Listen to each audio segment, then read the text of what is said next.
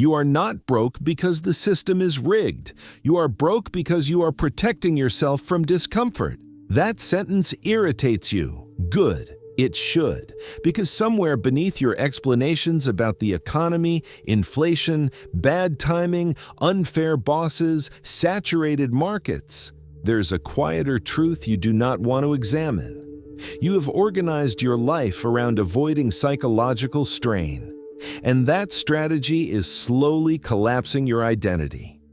You tell yourself you are waiting for the right move. You say you are planning. You claim you are being patient. But if someone stripped away the language and looked only at your behavior, they would see hesitation. They would see controlled exposure to risk. They would see a man who flirts with ambition, but never commits to the level of discomfort required to transform. And the worst part is this: you know it. You feel it at night. That subtle pressure behind your chest, that awareness that you are capable of more, but not activating it. You scroll through other men's wins. You watch displays of status, wealth, physical dominance. You analyze, you critique, you rationalize. But you do not step into the arena where discomfort is constant and ego protection is impossible. You remain observational, safe, financially stagnant. The issue is not intelligence, it is not opportunity, it is not access to information, it is tolerance for sustained internal friction. Most men can endure short bursts of pain. They can grind for a week, push for a month.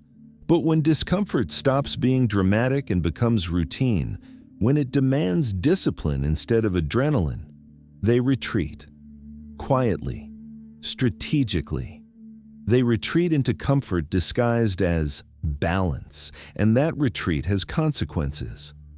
Because money does not reward comfort, it rewards expansion. Expansion requires stress. Stress threatens identity.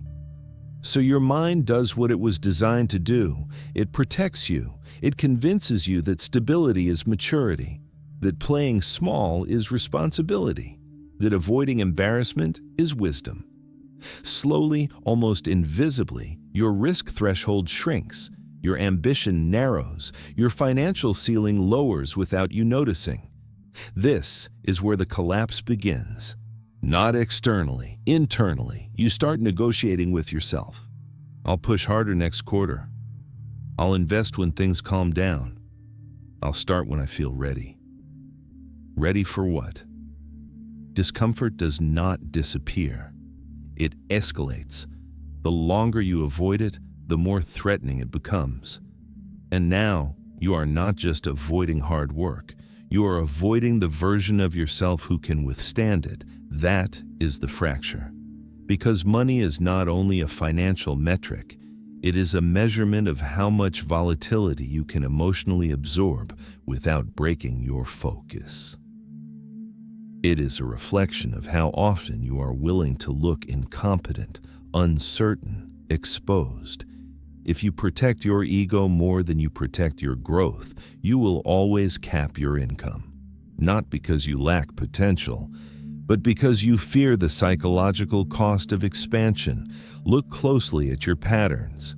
How often do you abandon something right when it becomes uncomfortable? A new skill that makes you feel slow. A business idea that demands public exposure. A conversation that could increase your leverage but risks rejection. You step back. You tell yourself it is strategic. But what if it is fear in structured language? The market does not care about your internal negotiations. It does not reward effort. It rewards outcomes. Outcomes require endurance through long periods of uncertainty. And uncertainty destabilizes identity. So most men choose the safer pain, quiet financial stagnation over visible risk. They choose predictable mediocrity over volatile growth. And then they resent the men who tolerated what they avoided. Here is the part that stings. You are not stuck because you are incapable. You are stuck because you are comfortable enough to survive. Survival feels like progress when you compare yourself to failure. But survival is not advancement, it is maintenance, and maintenance does not build wealth, it preserves existence. You have built a life that minimizes threat. Predictable income, predictable routines, predictable expectations. It feels stable, but stability without expansion becomes decay. You do not notice it at first.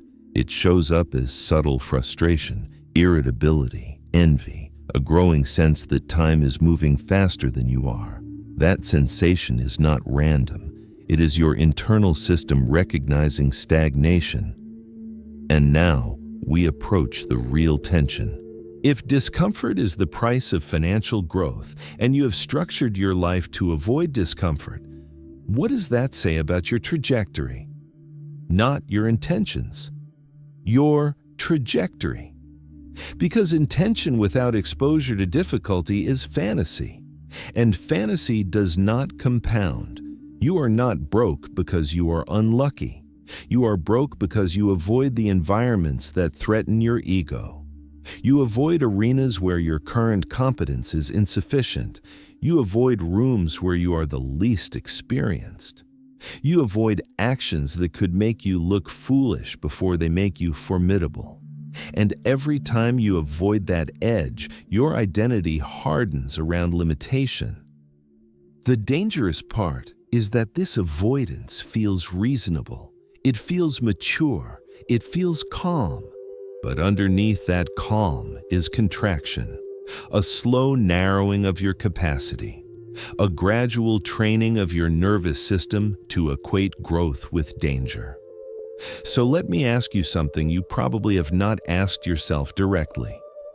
If nothing changes in your discomfort tolerance, where will you be in 5 years? Not in dreams, in behavior patterns. Because patterns compound faster than motivation. You are not broke because life is unfair. You are broke because you are negotiating with discomfort instead of confronting it. And that negotiation is costing you more than money. It is reshaping who you are becoming. The question is not whether you want wealth. The question is whether you are willing to dismantle the part of you that resists the pain required to earn it. And that dismantling is not comfortable. It never is. What you are experiencing is not laziness. It is not a lack of ambition. It is a protective psychological pattern that has been reinforced for years. Your nervous system has learned to associate financial expansion with exposure and exposure with threat. So it quietly redirects you toward safety while convincing you that you are being rational. This is ego defense operating in real time. The ego's primary job is not to make you successful. It is to keep your self-image intact. If pursuing more money requires risking incompetence, rejection, comparison, or temporary humiliation, the ego intervenes. It whispers that you should prepare more, that you should wait for better timing, that you should stay realistic. And because the voice sounds like reason, you obey it. But underneath that defense is emotional fatigue, not physical exhaustion. Emotional fatigue. You are tired of feeling behind, tired of feeling like you are not maximizing your potential, tired of measuring yourself against men who appear further ahead. That fatigue lowers your tolerance for additional discomfort. So instead of leaning into expansion, you unconsciously narrow your world. You reduce ambition to manageable goals. You shift from building to maintaining. This is where identity fragmentation begins. One part of you wants growth, another part wants safety. One part is attracted to power, leverage, autonomy. The other part wants predictability and ego preservation. These parts compete quietly. You feel it as inconsistency. Strong one week, passive the next, disciplined for a month, distracted the following month. You interpret it as a motivation problem. It is not. It is an unresolved identity conflict, and when that conflict remains unresolved, you enter strategic withdrawal. You stop fully committing to anything that could expose your limits. You keep your job but do not aggressively pursue advancement. You talk about starting something, but never cross the line where execution becomes public. You consume information about wealth, but avoid environments where you would be tested. This allows you to maintain the illusion of progress without confronting your ceiling. The cost of this pattern is not immediate. That is why it is dangerous. It shows up as slow irrelevance. You do not collapse dramatically. You fade quietly. While others build skill under pressure, you build opinions from observation. While others absorb embarrassment and grow sharper, you stay comfortable and grow cautious. Over time, that difference compounds, not just in income, in confidence, in posture, in internal certainty. Invisibility is not imposed. It is often chosen through avoidance. When you repeatedly decline discomfort, you decline visibility. And without visibility, opportunities narrow, networks shrink, leverage weakens. You remain financially average not because you lack access, but because you have trained yourself to avoid the situations that create access. There is also a deeper fear operating beneath the surface: wasted potential. You sense that you are capable of more, that awareness becomes heavy. Instead of confronting it, you mute it. You distract yourself. You stay busy with low-risk tasks, because if you fully test yourself and fall short, the illusion of high potential disappears. As long as you do not try at full intensity, you can still believe you could have. That belief is seductive. It protects pride, but it guarantees stagnation. Let me be direct. If this analysis makes you uncomfortable, that is not accidental. Discomfort reveals relevance. If you can see yourself in these patterns, you are not broken. You are at a threshold. Most men scroll past this moment. They prefer content that entertains their ambition without challenging their structure. If you are still here, thinking instead of reacting, then you are operating at a different level. Subscribe if you intend to confront this instead of escape it, not for motivation, for clarity. This space is not for men who want comfort. It is for men willing to examine their own limitations. Now understand something critical. The longer you avoid deliberate discomfort, the more fragile your self-concept becomes. You begin to overreact to small failures because you have not built tolerance through repeated exposure. Minor rejection feels catastrophic. Small financial risk feels overwhelming. The world does not become harsher. You become less conditioned. That fragility leads to rationalization. You start blaming external factors more frequently: the economy, your background, your lack of connections. Some of those factors are real, but they are not decisive. What is decisive is your willingness to enter arenas where your current identity is insufficient. That is the only environment where expansion occurs.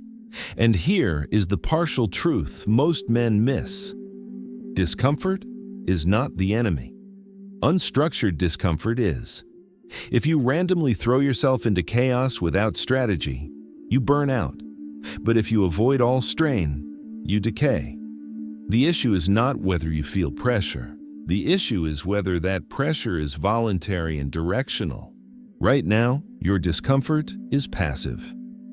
Bills, comparison, silent frustration. That kind of discomfort drains you without building you. The alternative is chosen discomfort.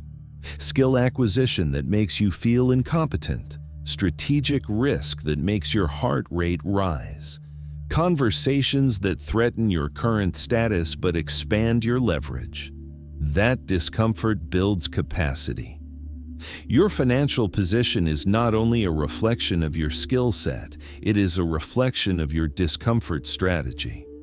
And until that strategy changes, the outcome will not. You are not lacking information. You are lacking confrontation, and confrontation begins internally. At some point, you started pulling back, not dramatically, quietly. You told yourself you were focusing, recalibrating, protecting your energy, but if you examine it honestly, you were retreating from friction. The old version of you, the one built on potential, pride, and comparison, could not tolerate repeated exposure to environments where you were not dominant. So instead of evolving, it withdrew. This is the collapse of the old identity model. For years, you relied on being smart enough, talented enough, capable if needed. That identity works in school. It works in low-stakes environments. It even works socially. But it fails in competitive arenas where output matters more than promise. When results become measurable, potential loses value, and that is where many men fracture. You begin to feel the gap between who you believe you are and what your bank account reflects. That gap creates psychological tension. To reduce it, you have two options: increase performance or adjust self-perception. Most choose the second. They redefine success, they minimize ambition, they convince themselves they don't care about money like that. It sounds mature, it is often defensive. So you pull back. You consume instead of create. You observe instead of initiate. You critique instead of compete. This withdrawal feels controlled, but it is erosion disguised as strategy. Understand this carefully. Periods of isolation are not weakness. Silence is not failure. There are phases where you must step back to reassess, but reassessment is only powerful if it leads to reconstruction. If isolation becomes avoidance, it mutates into stagnation. The line between the two is thin. Most men do not notice when they cross it. When the old identity starts failing, there is discomfort. You feel less certain, less loud, less reactive. That can be a sign of maturity, or it can be a sign of suppressed ambition. The difference is direction. Are you withdrawing to sharpen or withdrawing to protect? There is a deeper restructuring that must occur. The old model was built on external validation, praise, comparison wins, being slightly ahead of peers. That model collapses when you enter rooms where you are not exceptional. If your confidence depends on being the best in the room, you will avoid rooms that threaten that position. And those rooms are exactly where growth is concentrated. This is where many men rebuild incorrectly. They mistake detachment for superiority. They say they are focused on themselves, but they are actually disengaging from competition. They reduce their circle to avoid comparison. They lower their exposure to avoid judgment. They claim peace, but internally they feel smaller. That is not discipline. That is contraction. If you rebuild your identity around comfort again, the next collapse will be harder, because now you will know. You will not be able to pretend ignorance. You will feel the repetition, the pattern, the self-sabotage. And here is the tension. You cannot return to who you were. That model has already cracked. You have seen its limitations, but you also have not fully committed to becoming someone new. You are in between identities. That space is unstable. It feels like drift, like uncertainty, like standing in open water without clear direction. Most men panic here. They rush to adopt extreme personas, hyper-grind, hyper-discipline, loud declarations. They try to overcorrect. But if the foundation is still ego protection, the structure will not hold. You will burn out, then retreat again. The cycle repeats. The real restructuring is quieter and more uncomfortable. It requires accepting that you are currently less capable than you want to be, not as an insult, as a fact. It requires entering spaces where you are not impressive. It requires staying visible while developing skill. That is psychologically violent to an ego built on being naturally capable. This phase feels like invisibility, like being overlooked, like starting over. But it is not regression. It is recalibration. The danger is quitting before the recalibration stabilizes. Let me observe something. Men across cities, across industries, across income levels are going through this silently. The old scripts are failing. The promise that hard work alone guarantees wealth has weakened. The landscape is more competitive, more transparent, more ruthless. If you are in this in-between stage, no longer naive, not yet formidable, acknowledge it. Comment the city you are watching from. Not for engagement, for pattern recognition. I want to see where this quiet restructuring is happening, because it is happening everywhere. The question is not whether your old identity is collapsing. It is whether you will use that collapse as a foundation or as an excuse. If you rebuild around comfort again, you will remain financially average. If you rebuild around deliberate discomfort, you will outgrow most of the men who retreat. But rebuilding requires precision, and most men are not precise under pressure. That is where the next fracture occurs.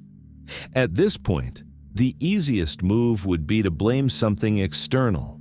The market is saturated. The cost of living is rising. Employers are exploitative. Algorithms are unpredictable. None of those statements are completely false, but none of them explain why some men expand in the same environment where you contract. The difference is not luck. It is response structure. Victimhood rarely announces itself directly. It hides inside subtle language. I would, but I could if, once things settle. Each phrase shifts responsibility slightly outward. Not enough to sound weak, just enough to protect the ego from full accountability. And every time you use that language internally, you train yourself to believe that your position is primarily shaped by forces you cannot control. That belief is financially lethal, because if the cause is external, the solution is external. And if the solution is external, you wait. You adapt slowly. You conserve energy. You lower your expectations. This feels rational. It feels calm. But it quietly removes urgency. Without urgency, there is no sharp action. Without sharp action, there is no edge. Without edge, there is no leverage. Breaking victimhood is not about pretending obstacles do not exist. It is about refusing to make them the center of your narrative. You can acknowledge difficulty without surrendering authority. Authority begins with cognitive control. That means monitoring your own interpretations. When something fails, do you immediately search for an external explanation? Or do you dissect your preparation, your strategy, your execution? Most men avoid that internal audit because it is uncomfortable. It threatens identity. It suggests that the gap between their current state and their desired state is self-maintained. That realization is heavy, but it is also power, because if you are the cause, you can be the correction. Behavioral consistency is the next fracture point. You do not lack information about what would improve your finances. You know you should increase skill depth. You know you should build assets. You know you should reduce impulsive spending. The issue is not knowledge. It is execution under emotional fluctuation. When mood drops, discipline drops. When stress rises, structure collapses. That instability is not circumstantial. It is untrained self-regulation. Emotional containment is not suppression, it is control over behavioral output regardless of internal weather. If you only act when motivated, you will always remain financially average, because markets do not care about your mood. Skill development does not care about your fatigue. Opportunities do not schedule themselves around your comfort. Without structure, collapse turns into decay. If you leave this identity shift unstructured, you will drift into distraction. More consumption, more passive entertainment, more low-stakes activity that feels productive but changes nothing. Time will move, your income will plateau, your frustration will intensify, and you will start looking for someone to blame again. Discipline is not glamorous, it is repetitive, it is often boring. It is measured in controlled hours, not dramatic breakthroughs. But discipline compounds, victimhood decays. Here is where intensity rises. If you continue to explain your stagnation primarily through external factors, 5 years will pass and your position will look similar. Maybe slightly adjusted for inflation, slightly more stable, slightly more tired. That is the quiet cost of avoiding responsibility, not collapse, continuity. But if you accept that your discomfort avoidance is self-directed, that your inconsistency is self-maintained, that your ceiling is behaviorally enforced, then you regain leverage. That realization removes excuses. It also removes comfort, because now the weight is yours. Short truth. No one is coming to regulate your habits. No one is designing your structure. No one is monitoring your cognitive distortions. If you do not create internal governance, you default to impulse, and impulse is expensive. If this level of direct analysis is rare in your environment, subscribe. Not to be inspired, to be sharpened. Weak thinking spreads quickly. Precision thinking requires reinforcement. You are not trapped. You are undisciplined in specific areas that matter. That is not an insult. It is a diagnosis, and diagnoses are useful when acted upon. But diagnosis without reconstruction changes nothing. Now the pressure is clear. You cannot blame. You cannot retreat into comfort again. You cannot rely on potential. The next move must be deliberate, because if you hesitate here, the decay becomes permanent. Return to the beginning. You are not financially stuck because of fate. You are financially limited because you constructed an identity that avoids sustained discomfort. That identity felt intelligent, balanced, controlled, but it was optimized for psychological safety, not expansion. And safety does not scale income, so reconstruction begins with elimination. You eliminate passive consumption that creates the illusion of progress. Information without execution is sedation. It makes you feel engaged while you remain unchanged. You eliminate low-risk routines that protect ego but do not build leverage. You eliminate environments where you are the most competent person in the room. Comfort at the top of a small circle is a quiet trap. You also eliminate language that weakens authority. No more, "I'll try." No more, "I hope." Replace it with measurable commitments, specific targets, defined timelines, not dramatic goals, precise ones. Vague ambition produces vague effort. Precision creates pressure. Pressure forces adaptation. Now what must be built? First, discomfort tolerance on purpose, not random chaos-directed strain. Choose one domain that directly affects income. Increase skill depth beyond casual competence. Stay in the phase where you feel slightly behind. That sensation is growth. Do not escape it. Track progress in output, not emotion. Second, behavioral consistency independent of mood. You are building a system that functions whether you feel confident or uncertain. That means scheduled execution blocks, defined non-negotiables. If you say you work on skill development 5 days a week, then you execute 5 days a week. No negotiation with temporary emotion. This retrains your nervous system to detach action from comfort. Third, controlled exposure. Increase visibility in calculated ways. Publish, pitch, apply, present. Enter rooms where your current identity feels average, not recklessly. Strategically. Exposure strengthens resilience. Each time you survive being seen while imperfect, your ego becomes less fragile. Less fragile men take larger opportunities. Now, what must be endured? Slow progress. That is the part most men cannot tolerate. You will not double your income in a month. You will not feel dominant immediately. There will be periods where effort outpaces reward. This is where your old pattern tries to return. It will suggest retreat. It will suggest comfort. This is the moment that determines trajectory. Endurance is not dramatic. It is quiet repetition under mild frustration. It is continuing to execute while others look more advanced. It is absorbing small failures without altering direction every week. Wealth favors men who remain stable under psychological volatility. Understand something critical.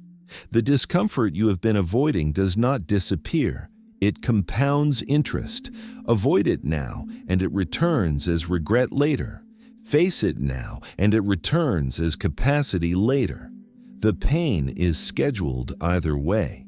You choose its form. The loop closes here.